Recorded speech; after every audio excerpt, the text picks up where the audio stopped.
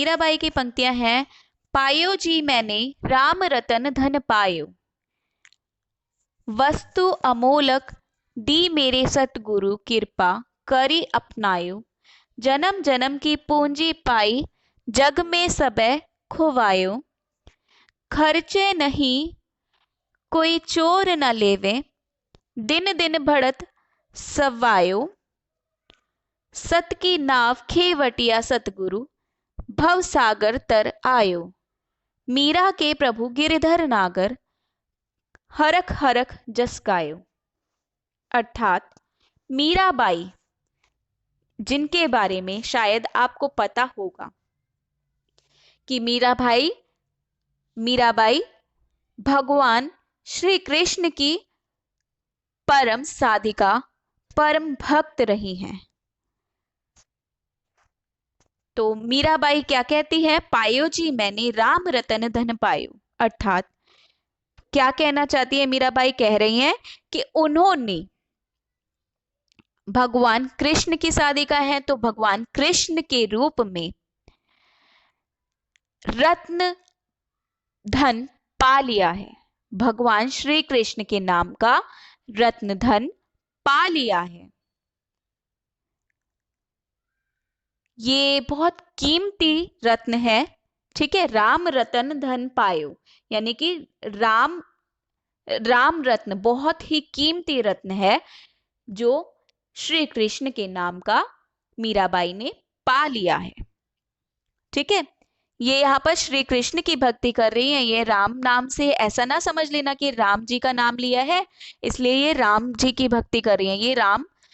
ये यहाँ पर भगवान कृष्ण के लिए है, ठीक है। तो भगवान कृष्ण की भक्ति करती हैं। पायो जी मैंने राम रतन धन पायो, यानी मीराबाई कहती है कि उन्होंने श्री कृष्ण के नाम का ये राम रत्न धन पा लिया है। वस्तु अमोलक दी मेरे सतगुरु कृपा करी अपनायो। अर्थात मीराबाई कहती है उनको ये अमोलक वस्तु उनके सतगुरु ने दी, यानी उनके सतगुरु ने उन्हें अपना कर, उन पर कृपा करके इस नाम रूपी अमूल्य धन को सौंपा है। जो सतगुरु हैं मीराबाई के, उन्होंने ही ईश्वर यानी भगवान कृष्ण की भक्ति मीराबाई को सिखाई है, अमूल्य धन उनको ये सौंपा है, ठीक है। जैसे आप लोगों को पता होगा, जैसे टीचर्स आप लोगों को चैप्टर सिखाते हैं, वैसे ही यहाँ पर मीराबाई के सतगुरु ने भगवान कृष्ण की भक्ति का ये अमूल्य धन मीराबाई को सौंपा है। जन्म जन्म की पूंजी पाई जग में सबे खोवायो।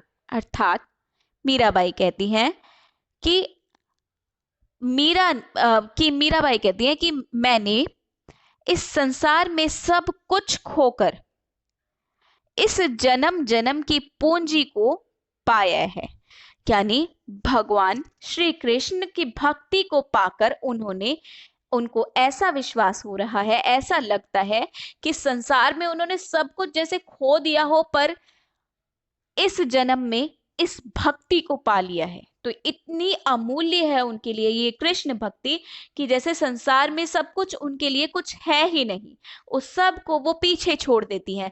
जितने भी भोग विलास के जितने भी साधन है, सब कुछ को छोड़ करके वो बस केवल कृष्ण की भक्ति में विलीन हो गई हैं, और वो कृष्ण की भक्ति में विलीन हो करके संसार के सारे सुखों को त्याग देती हैं।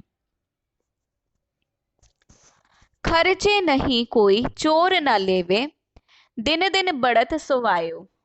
दिन दिन बढ़त सवायो क्या कहती हैं, ये नाम रूपी धन, यानी कि ये कृष्ण जैसा धन, ठीक है, ये कृष्ण रूपी धन ऐसा है जो ना खर्च करने से कम होता है और ना इसे कोई चोर लूट पाता है है ना ऐसी भक्ति हमारे भगवान की कि अगर हम उनकी भक्ति करते हैं तो ऐसा तो नहीं है कि कोई हमसे भक्ति छीन लेगा कि नहीं तुम पूजा पाठ मत करो, वो कोई छीन नहीं सकता, और ना ही कोई चोर इसे चुरा पाता है।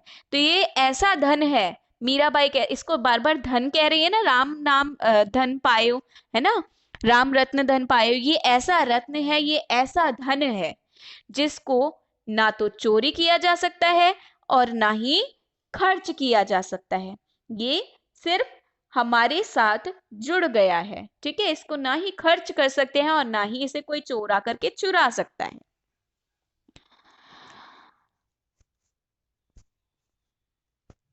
दिन दिन बढ़त सवायो, दिन दिन बढ़त सवायो, और ये ऐसा है कि चोर भी इसे चोरी नहीं कर सकता और ना ही हम इसे खर्च कर सकते, पर ये भक्ति रूपी रत्न धन ऐसा है जो दिनों दिन सवा गुणा बढ़ता ही जाता है, सवा गुणा बढ़ता ही जाता है, यानी कि उनके अंदर से ये भक्ति भाव दिनों दिन बढ़ते ही जाते हैं, बढ़ते ही जाते हैं, बढ़ते ही जाते हैं। ईश्वर श्री कृष्ण के प्रति ये प्रेम भाव मीरा के मन में बढ़ते ही जाते हैं, बढ़ते ही जाते हैं, और उनको कोई भी उनसे अलग कर नहीं सकता, ना ही वो खुद भी उस भक्ति को किसी और को दे पाती हैं, ना ही वो खर्च कर सकती है, ना ही ये धन उनसे कोई चोरी कर सकता है। दिन पर दिन उनके मन में ये भक्ति भाव बढ़ते ही चले जाते हैं। सत की नाव खेवटिया सतगुरु, भव सागर तर आयो, अर्थात मीरा कहती है कि उन्होंने, यानी मीरा ने सत्य की नाव जिसके खेवनहार सतगुरु हैं, खेवनहार यानी कि जिसको चलाने वाले, ठीक है, नाव को चलाने वाले जो सतगुरु हैं उनके, ये ईश्वर ही जो ये सत्य की नाव है, सत्य की नाव, ठीक है, उसको चलाने वाले जो उनके सतगुरु हैं।